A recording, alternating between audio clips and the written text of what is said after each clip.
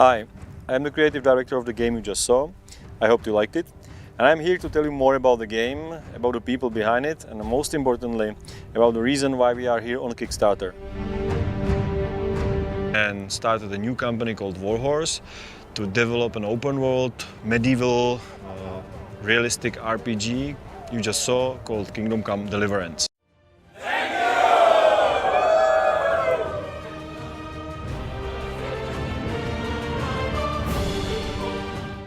Today it's almost exactly 4 years since our original Kickstarter campaign for Kingdom Come Deliverance. It's been a long time. My hair are much grayer. The sweater I wore in our first video update doesn't fit me anymore. But finally it's done. We are at the launch party that's soon to begin. And the game is going to be shipped tomorrow. And it's all thanks to your awesome support. We couldn't have done this without you.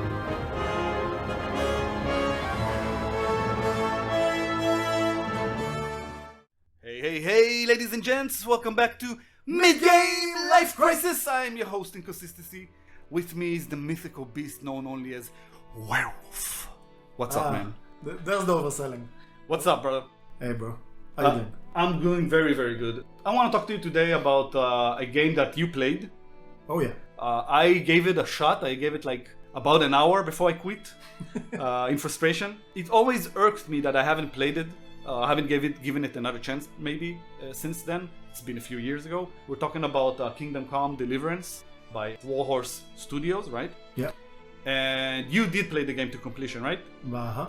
And before we get to the sequel, which is a big thing we want to talk about here. Trailer looks good. Looks very good, yeah. We'll talk about it in a moment. Can you tell me a little bit, for those who don't know the game, or why we're even excited about the sequel? What do you know about the first game? How was your experience playing it? And would you recommend people play it before the sequel comes out, or even in general? Are we talking only playing experience, or what do I know of its making as well? No. We're talking mostly about how... We'll talk about the other stuff, behind the scenes stuff later. I want to hear your... As a player, just as a player, it's a... What is it? Is it like an action RPG, or... No. If the best way you can describe it is Skyrim with the historical accuracy and good humor. With historic accuracy? Yeah.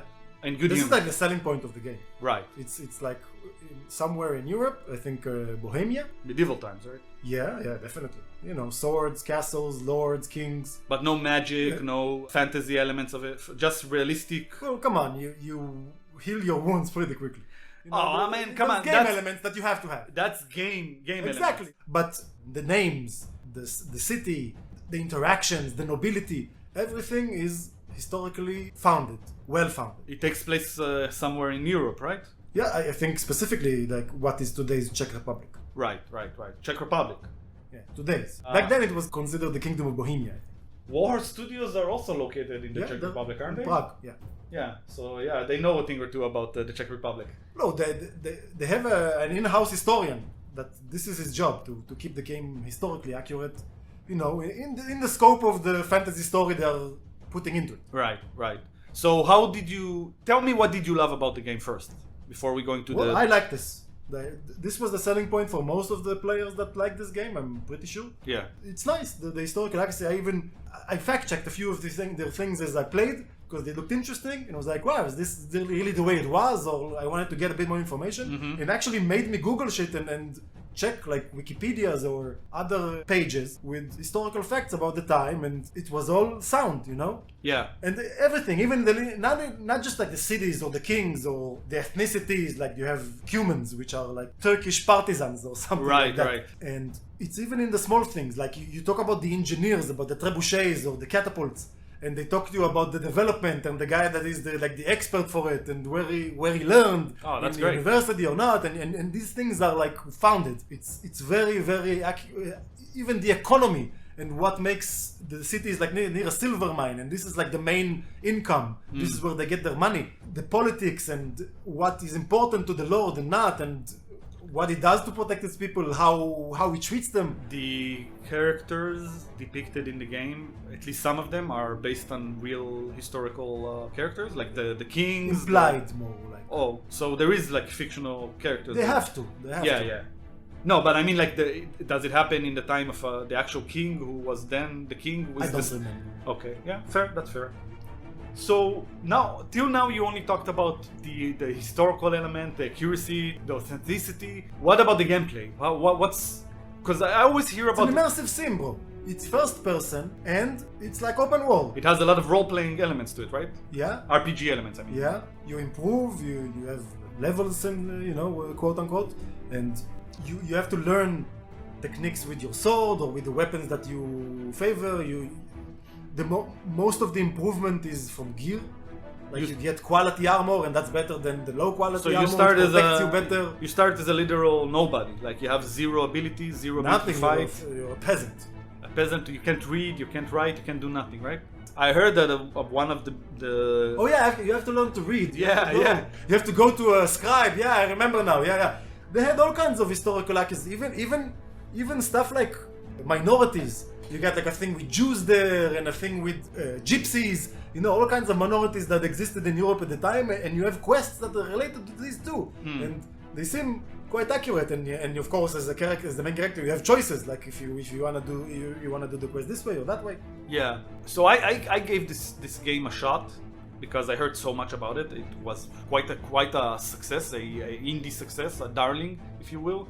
Look, it's not a gem. It's not like a diamond. Yeah? No, It's janky as fuck. Oh, yeah. It had its technical issues. That's why I couldn't finish it. I couldn't even give it. I gave up after an hour, like I said, because it had so many technical issues for me, and the game felt very janky, like you said. It is their first game. That's the first game they ever created. This But company. Skyrim didn't rub off on you either, right? Most of the Elder Scrolls. No, but games. I still played it to completion. I still played that game to completion at least once, right? And I gave it a few other shots after that with mods. So, yeah, I'm not the biggest Skyrim fan, but I still played the game, right? This one I just couldn't.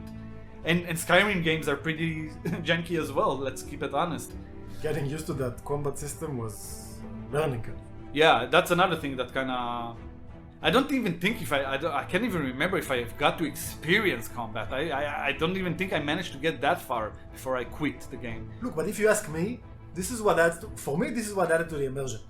Because I had to get used to a combat system that was janky and hard for me. It wasn't intuitive, okay? Yeah. So I had to learn it. And this is like in the story. You're a peasant. You go to all kinds of war masters and they teach you techniques of using the sword and the axe or whatever. So it's like you're learning with him, you know? You are becoming better at operating his body while he's learning to use these weapons. And then you practice in real combat trying to execute the maneuvers, because they would teach you maneuvers. Like you had to move the forward, backward, use your mouse this way and then that way, pressing this button so it would execute some sort of special move. Okay? Right. And then you have to practice it in combat, and when it doesn't work, you get punished. But when it does work, it works great. And it's like you are becoming the better warrior with him together. For immersion, this is perfect. Yeah. Listen, the game. This is why I regret not giving it another chance, and I might actually give it another chance before the sequel comes out. But I don't think so, because I'd rather play the sequel even without playing the first game. I'd rather play the more polished, more experienced version of the game that they make. Hopefully, it will be, like I said, a lot better when it comes to, bugs and issues like that. And they're saying that it's going to be twice as large, the second one. Yes, that's what they're saying. That worries me, to be honest. Like I'm saying, that's, you don't know. The first one, I completed it. And, with most of the markers and the secrets and everything. And it felt, it wasn't like Horizon Zero Dawn, where it was like, oh, enough already. But it was close to it, You mean too many stuff to do? Yeah, like in the end, I felt like wait. thing that it ended. Are you telling me there's like open world map fatigue in this game? A little bit, yeah, sure. I didn't Look, tag if it you as that kind of game. If you walk around in the open world, you get random combat from bandits and humans and I don't know what. Right. But is it like a Ubisoft map where you open it up and you see a whole bunch of icons? Nothing as bad as that, but Okay. it doesn't matter. I'm saying, by the time I explored the entire regional map and got on with the story and the side quests and everything, it felt like, okay, I've had enough. So the pacing is an issue, you're saying? The I'm pacing saying of the it game. was just right. Oh, so you're saying it's just right, then it's okay, then what's the But problem? if they would double the size of the map now, Oh, but you don't know what they're gonna do, right? Exactly, but that's what I'm saying. It's a point that slightly worries me. Okay, because the game felt just the right size the last time. Okay, like the DLCs that came out, which looked very interesting and great story hooks. Right. But I didn't play them because I'm like, oh, I had enough. I really had enough. So this game is their first game ever, we should mention, Warhorse. So it's a very ambitious first project, which would explain why the game feels so janky and had so many bugs. And also, this game was published, they were an indie company. yeah, like I said, there were like 11 people, something Yeah, like that. 11 people. That's crazy, man. To make such an ambitious game, because it is an Sure. ambitious game. Yeah. First game, like Yeah. for a company of 11 people. Yeah. An open world RPG with pretty, for that time, and still even to this day, pretty impressive graphics. The graphic engine is the Cry engine, Yeah. the one what they made Crisis games basically, Yeah. which for a very long time were considered to be the most advanced, graphically advanced games. Like Crisis to this day is considered to be a masterpiece of graphical achievement, made in the first Cry engine. Yeah. And this one was made in Cry engine 3 basically. The sequel was also made with the Cry engine, so they are sticking to the Cry engine, which is actually, to me, it's surprising. I was sure they're gonna switch to Unreal 5. Look, the trailer and everything they've shown was in-game engine, and it looks great. The trailer for the new game. Yeah. Yeah, it looks amazing, to be honest. So even if it's CryEngine, and it looks good. Like we mentioned before, CryEngine has a history of very graphically rich games. So if they know how to use this engine, and they're also experienced with it now, because they made the first game, right? Yeah. I'll tell you what made me interested in the second game, even though I didn't, like I told you, I couldn't last more than an hour in the first one. The trailer, one of the last trailers that came out, showed a lot of the dialogue and gameplay of the game. Of course, there's a lot of it is like, cutscenes that they're put in there, but even the cutscenes are obviously made in game, you know what I mean? That's the way it was the first game. Yeah, it makes sense. Everything was in game. Yeah, so it looks very good. Graphically, it looks like a big upgrade. And we don't know yet if it's gonna have like, DLSS and ray tracing and all that Gucci shit. But I'm going to bet on yes. It is gonna have some version of those technologies. And it's what made me interested in the game again, despite not finishing the first one, is the humor and dialogue, which seems pretty witty and pretty good. And the character. First one had the same. So that's the thing. I couldn't even get to that part of the game. You know what I mean? The jankiness of it got me out of it. The bugs, the jankiness, got it out of it. But I can tell that there's a lot of thought and a lot of passion that went into the characters and dialogues. The stories were good. Even the side quests. Yeah, the stories were good. That makes me excited for the second game because it seems like it still has that vibe. A lot of humor, very dark humor, medieval humor. Also dark stuff that isn't humorous. There's some sex, violence. You meet a woman that has 3 children that all were born from rape after they conquered something, and she's begging for food because she can't feed her bastard children that were given to her by being raped. There's lots of dark sides to this game. They show you everything. It turns out that the medieval times, which are considered to be pretty harsh. Turns out. And they hide nothing. That's what I'm saying. They let them experience the hardships. It's not a game for kids. Let's just say that. No. Yeah, so that's. Definitely not. I like that. The nitty gritty. I like that. I like the fact that they don't shy away from the violence and the. And you get to, if you want to be like the good guy, or if you want to take part of the violence. Yeah. It's up to you. Yeah. You can be very evil, I imagine, in this game. Yeah.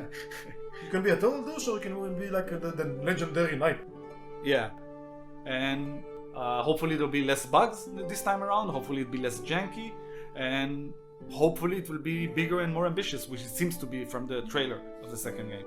A lot more. They're saying it'll be at least double in size. They also, the crew of developers like doubled in size. They're more than double. What I'm talking about. They're like quadrupled. 20 times. 20 times. Yeah. How many are there right now? 250. Holy crap! I didn't know it that many. Yeah. So that's a huge crew. It's more than 20 times the original size. Yeah. So the main dude there, the creative vision, we could say, of the first game and the second is the guy named Daniel Varva. Yeah. This and dude. we're probably saying it wrong, so. Yeah, we apologize if we get the last name incorrectly. But this dude has a lot of the creative input in the first game, And one of the things you didn't mention yet. This is one of the. He's the main writer. Yeah, he's the main writer, but He was the director, the main writer, the he was creative director, and he also happens to be one of two founders of the actual company. Yeah. So he's basically the main honcho guy over there, and he's also the main honcho on the second game, which is in development right now and should come out later this year. Yeah. I'm betting on it being delayed to next year, like most of those big games that are supposed to come out in September or December, because there is no confirmed date as of now, to my knowledge. And we should also mention that their publisher this time around is Deep Silver, but also Embracer Group or Saber Group or whatever they call themselves these days. Yeah, well, they're in the subsidiary called PlayOn, because Embracer split into three, right? One of the subsidiaries that is split is called PlayOn, and that's the one that Warhorse is under. Okay. Officially, they were bought by THQ Nordic. THQ Nordic is owned by PlayOn, which is owned by Embracer, or whatever is the new name they gave themselves. Alright. Okay, so THQ Nordic bought them rather in the beginning. Like, I think it was a year or 2 years after launch of the game. Back then, it sold only. It sold 2 million units. This is for 11 employees. That's a huge income. Yeah, they hit like 6 million, yeah. a few Last February it was 6 million. few months ago, yeah, which is really impressive. Yes. I really hope, because it's such a huge increase in manpower from the original team. I just hope they really take their time, you know what I mean, and make sure this game is good when it comes out and doesn't need like 2,000 patches to make it playable. I just don't have the patience for that shit anymore. You know what I mean? I'm an old, cynical gamer. Let me just get a working game when I pay the full price for it. You know? I'm scared for the Embracer shop. Yeah, of course. That too. I really hope they won't go publisher shenanigans and stick shit that don't belong in the like shop. I just can't see that happening with this game. If it will be like. It's gonna ruin it, 100%. Yes. Ruin it. I just can't see it happening with this specific. And if they made the declaration already that promises there won't be any of that stuff, I'm sorry, I didn't see, but I hope not. I really hope not. Listen, we are fairly optimistic about this game. I'm gonna play it for sure. From what I've seen so far, well, I'll wait for the reviews before I'll play it. Sure, but the small chance I won't play. Yeah. Never pre-order. No, never pre-order anything. I don't even early access. Yes, anything. it doesn't matter how much I love it. I never pre-order anymore. Sure. Just not worth it anymore these days. There's plenty other games to play, very good games. So yeah, Warhorse Studios. It's definitely a company to pay attention to. We'll see how this game goes. Because if this game goes big, this could be like their Witcher 3 kind of. The thing that makes them huge, like CD Projekt Red or something like that, which is not always a good thing, but. It could be their huge break if this game is successful. We'll see. It's very interesting to see. It's gonna open doors and it's gonna make them broaden. If it works. We'll see. Successful. Guys, leave a comment, subscribe. If you think this game is going to be good, tell us why. Well, if you think it's going to be bad, tell us why. What worries you? We want to hear your opinion. This game has a very niche crowd, but maybe the second one is making you want to try it, even though you didn't play the first one, which I recommend you do. Also, yeah, if you played the first one, let us know what you think about it. I'd love to, as someone who couldn't get into it, I'd love to hear people give me like reasons to get into it. You know what I mean? Yeah, of course. All right, guys, that's all we got for now. I'm Inconsistency. I'm Werewolf. This is Midgame Life Crisis. See you guys later. Bye.